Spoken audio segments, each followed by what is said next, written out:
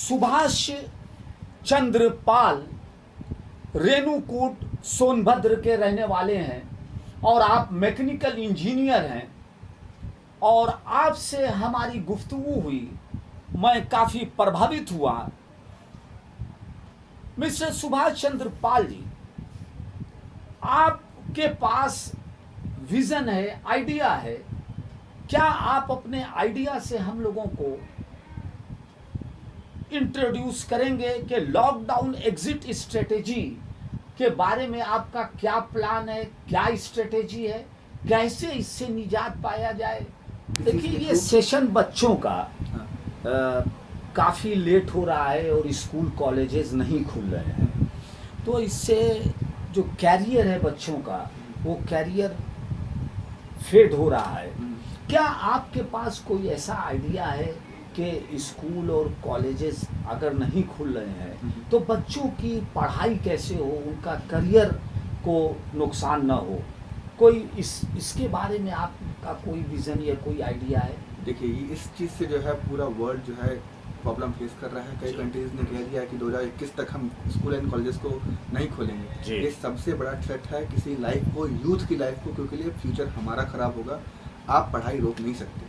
और दूसरी चीज़, सबसे बड़ी इंपॉर्टेंट जो चीज़ है यहाँ पे, इंटरनेट फैसिलिटी। आप इंटरनेट फैसिलिटीज़ हर किसी को या तो एश्योर कीजिए कि आप फ्री देंगे। अगर फ्री नहीं दे रहे, कई स्कूल्स ऐसे हैं जो इंटरनेट कक्षा 5 में पढ़ने वाला लड़का या 4 में पढ़ने वाला लड़का या फिर कई कक्षा 8 में पढ़ने वाला लड़का, नेटवर्क इश्यूज़ हैं। मैं खुद इंडिया में हूँ तो मैं पता है यहाँ पे नेटवर्क इश्यूज़ हैं, तो आप नहीं कर सकते। इसको काउंटर करने के लिए मैंने स्कूल एंड कॉलेजेस को खोलने के लिए मैंने एक स्ट्रेटजी बनाई, 1C 2P, 1 child 1 smartphone 1 pen drive, या फिर कहिए कि ये कोई भी स्टोरेज फॉर्म में आप चिप दे दीजिए या पेन ड्राइव दे दीजिए। इसमें आपको क्या करना है कि आपको स्कूल एंड कॉलेजेस को कम्प्लीटली खोल देने हैं। अब लेकिन स्कूल एंड कॉलेजेस में बच्चे पढ़ने नहीं जाएंगे। आप क्या है, वो टीचर जाएगा, वो प्रोफेसर जाएंगे, वही ब्लैक बोर्ड, वही क्लासरूम, वही वीडियो लेक्चर्स, वही सिलेबस। अब क्या है कि आपको टीचर उसी ब्लैक बोर्ड पर पढ़ाएगा और वीडियो के फॉर्म को रिकॉर्ड करके रख लेगा, और उसको या तो कॉलेज इसकी फैसिलिटी प्रोवाइड करे, स्कूल फैसिलिटी प्रोवाइड करे, या फिर प्रशासन करवाए, या उनके पेरेंट्स खुद खरीद लें एक चिप या फिर पेन ड्राइव। आप उसमें वीडियो लेक्चर्स को रिकॉर्ड करके अपने बच्चे के मोबाइल में डाल दीजिए, तो उस वीडियो को वो देख लेगा, नोट्स बना लेगा, डाउट्स अपने नोट कर लेगा। इससे क्या है कि एजुकेशन भी हुई विदाउट इंटरनेट। मैंने इसमें इंटरनेट इन्वॉल्व नहीं किया, तो कनेक्शन की प्रोबेबिलिटी खत्म हो गई।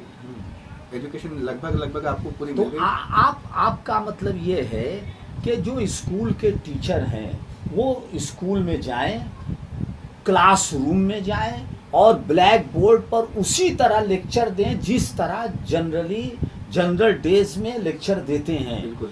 और वो क्लासरूम में कैमरा लगा रहे और उस कैमरे के थ्रू उसकी वीडियो रिकॉर्डिंग करने के बाद उसको स्टूडेंट तक उसको स्टोरेज करके पहुंचाया जाए। हाँ। वो चिप्स के जरिए या इंटरनेट के जरिए। क्या ये नहीं हो सकता कि भारत के जितने भी स्टूडेंट्स हैं, जब गवर्नमेंट डिजिटल इंडिया की बात करती है तो क्या गवर्नमेंट की यह जिम्मेदारी नहीं है, जब हम लाखों लाख करोड़ रुपए खर्चा करते हैं इस योजना पे उस योजना पे, हम देखते हैं, तो क्या यह गवर्नमेंट की जिम्मेदारी नहीं है कि भारत के जितने भी स्टूडेंट हैं सारे स्टूडेंट को स्मार्टफोन अवेलेबल कराए और फ्री इंटरनेट सुविधा दे और चिप्स उनको फ्री अवेलेबल कराए? क्योंकि भारत का भविष्य भारत के एजुकेटेड नौजवान हैं। आप जब कहते हैं कि भारत दुनिया का सबसे बड़ा यूथ, सबसे ज्यादा यूथ पॉपुलेशन का देश है, जब आप इस पे गर्व की से बात करते हैं कि भारत जवान है, तो क्या जवान को अनएजुकेटेड जवान भारत के लिए उतना उपयोगी हो सकता है? क्या ये सरकार की जिम्मेदारी नहीं है कि भारत का ये जो नौजवान है, इस नौजवान को एजुकेशन के लिए हम फ्री स्मार्टफोन, फ्री इंटरनेट और फ्री चिप्स की सुविधा उपलब्ध कराएं? क्या भारत सरकार इतना नहीं कर सकती? बिल्कुल। ये पहली बात तो मैं आपको बता दूं भारत के बारे में कि जो भारत है इस समय वो वर्ल्ड की सबसे यंगेस्ट जनरेशन है। यस। हमारे पास 82 करोड़ यूथ 35 साल के नीचे हैं और 2030 तक 60 करोड़ की पॉपुलेशन जो होगी हमारी 25 साल के नीचे होगी। आप बताइए, इतना बड़ा मैन पावर जो हमारे पास है वो कहाँ जाएगा? उसका भविष्य कैसे करेंगे? रही बात फ्री इंटरनेट की या फिर फैसिलिटीज़ प्रोवाइड करने की, तो मैं आपको बता दूं, चुनाव में इतने ज़्यादा लोग पैसे खर्च करते हैं। एक पॉलिटिकल पार्टी ने तो आपको लैपटॉप बांट दिया, है ना। तो ये पॉसिबल है, ये लेजिटिमेट आप कर सकते हैं इन चीज़ों को, बहुत बड़ी चीज़ नहीं है। आपका चिप हाँ। फॉर्मेशन में आप चिप देखिए कितने का आता है, पेन ड्राइव आपकी कितनी आती है, आप भारत सरकार सब्सिडाइज करके इसको दे दे बच्चों को। फैमिलीज में आपके हर घर में लगभग स्मार्टफोन 1 से 2 आपको मिलते हैं, या फिर आपको चलिए स्मार्टफोन नहीं चाहिए आपको, आप केवल इसमें जो वीडियो बनता है एक नॉर्मल मैन्युफैक्चरिंग गैजेट बनवा दीजिए, गैजेट बनवा दें, हाँ, वो दिलवा दें बच्चों को ताकि वो पढ़ लें। अब मैंने उसमें बात कंप्लीट नहीं कर पाया था मैं, अब बच्चों को बुलाइए स्कूल, अब बच्चे जब वो पढ़ लें नोट्स, अब जैसे किसी स्कूल की कैपेसिटी 600 बच्चों की, तो अभी क्या होता था कि आप स्कूल खोल देंगे और 600 बच्चों को बुला देंगे तो आपका कोरोना होने के चांसेस बढ़ जाएंगे। आप मत बुलाइए उनको। मैंने अब दोबारा कहा कि बच्चे स्कूल नहीं आएंगे, वहीं से पढ़े। अब जो उनको डाउट है, बच्चों का 2 तरीके का विकास होता है, एक शारीरिक, एक मानसिक। आपने एजुकेशन करके कहीं ना कहीं मानसिक विकास कराया, लेकिन शारीरिक विकास, उसका जो सोशल डेवलपमेंट हुआ वो नहीं हुआ, जो कि मेन जो बच्चा जो सीखता है अपने कलीग से, बच्चों से, वो सब कुछ वो देख के, आसपास के सराउंडिंग्स को देख के सीखता है, ये सबसे ज़्यादा इंपॉर्टेंट है। इसके लिए आपको क्या करना पड़ेगा, तो 600 बच्चों की स्ट्रेंथ का जो स्कूल है 6 से 2 चल रहा है, आप उसको 6 से 4 चलाइए, ठीक है। और बच्चों को 50-50 बच्चों का बैच बुलाइए 2 घंटे के लिए केवल, जो कि स्कूल की अब जिम्मेदारी होगी कि 600 का जो कंपाउंड था, अब उसमें केवल 50 बच्चे 2 घंटे के लिए आ रहे हैं। वो अपने नोट्स को लेके आएंगे, जो कॉपी उन्होंने उस टीचर के नोट्स से लिखा वीडियो लेक्चर को देख के, ताकि वो टीचर भी अपनी कॉपी, उस बच्चों की कॉपी चेक कर लें। उस क्लासरूम में बच्चे भी सोशल डिस्टेंसिंग के साथ बैठ जाए। कॉपी चेक होने के बाद उनकी एक्स्ट्रा करिकुलर एक्टिविटीज़ कराइए, डांस कराइए, रेस करवाइए, आप उनसे पब्लिक स्पीकिंग कराइए। इस तरीके से उनका डेवलपमेंट होगा।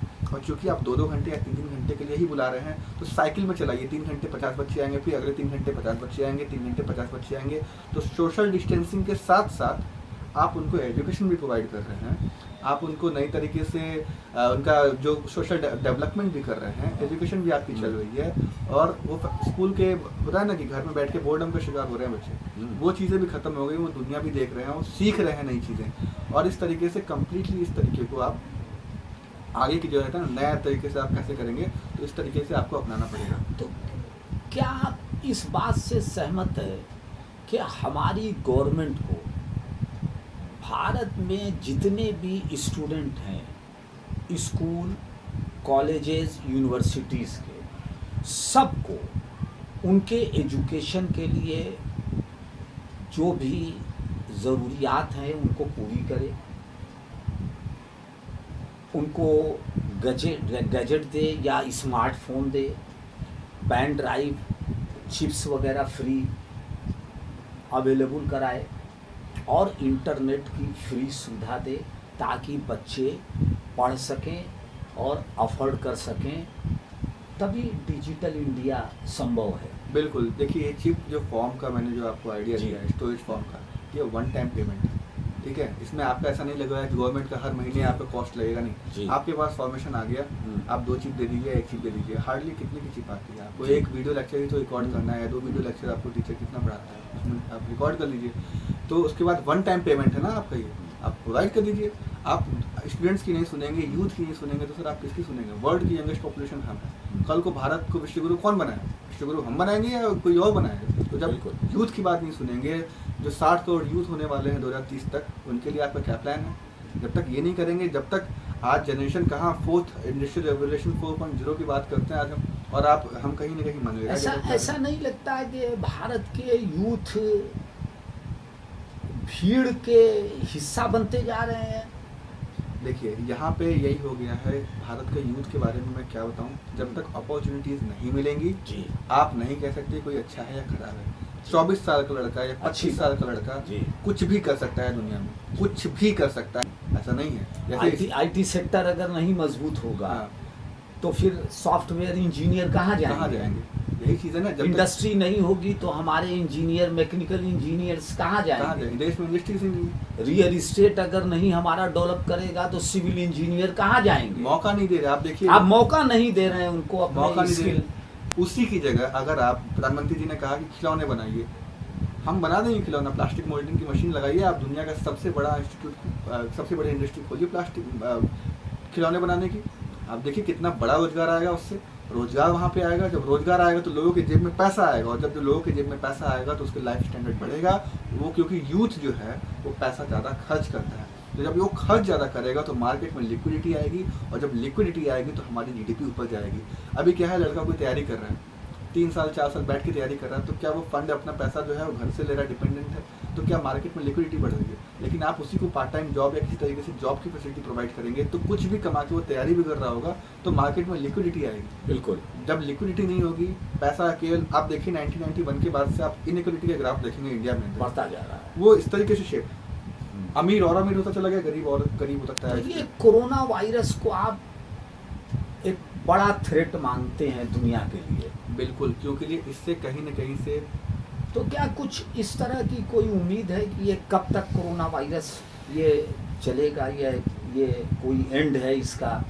देखिए, हर चीज़ का एक पॉइंट होता है, पॉइंट जहाँ वो डिक्लाइन होना शुरू होता है। जी। हम दुनिया भर के रिसर्चर्स हैं, उस पर रिसर्च कर रहे जी। हैं। हम ये नहीं कह सकते कि चीज़ें ख़त्म होंगी या फिर हर्ड इम्यूनिटी कब तक हमें मिलेगी, लेकिन हम अपने आप को नए तरीके से ढाल सकते हैं, नए तरीके से चीज़ें कर सकते हैं, ताकि जो है उसका इन्फेक्शन का रेट है जो है वो कम हो सके। और इंडिया के बारे में बता दूं कि हमारी रिकवरी में आज ऑन कैमरा बता रहा हूँ कि 70% से ऊपर जाएगी, क्योंकि हम वर्ल्ड की सबसे यंगेस्ट पॉपुलेशन है। 70% बेसिक और जो यूथ है 35 साल के नीचे है, जिनको बहुत कम बीमारियां हैं ऑलरेडी। तो जो सबसे ज़्यादा थ्रेट है वो 35% लोगों को है, जो ओल्डर पॉपुलेशन है उनको। तो हमें उनको बचाना है, और यूथ जो है वो बहुत ज़्यादा कहिए बहुत ज़्यादा अवेयर है इन चीज़ों को लेके। ओल्डर जनरेशन थोड़ी सी लापरवाही बरतती है, तो इन चीज़ों को लेके थोड़ा सा हमें अपने आप को चेंज करना पड़ेगा। जो मैंने 1F1 की पास सिस्टम बताया है, उस तरीके से आप कर सकते हैं, क्योंकि कहीं तरीके से मैंने रिस्ट्रिक्ट नहीं किया है चीज़ों को। ज़ीरो कॉस्ट पे है, कुछ भी आपको बंद नहीं करना, बस थोड़ा सा चीज़ों को मैनेजमेंट करना है। और जो भी ये 1F1P सिस्टम जब मैं बताता हूँ किसी को, तो लोग इसको कर लेते हैं कि पूरे ऑल इंडिया में नहीं लगा सकते। मैं कह रहा हूँ आप इसको ऑल इंडिया में नहीं लगा सकते। आपको जो ऑर्गेनाइज्ड एरिया है, बिल्कुल, नोएडा, चंडीगढ़, पुणे, मुंबई, गांव हैं, आपके हाउसिंग सोसाइटीज़ हैं,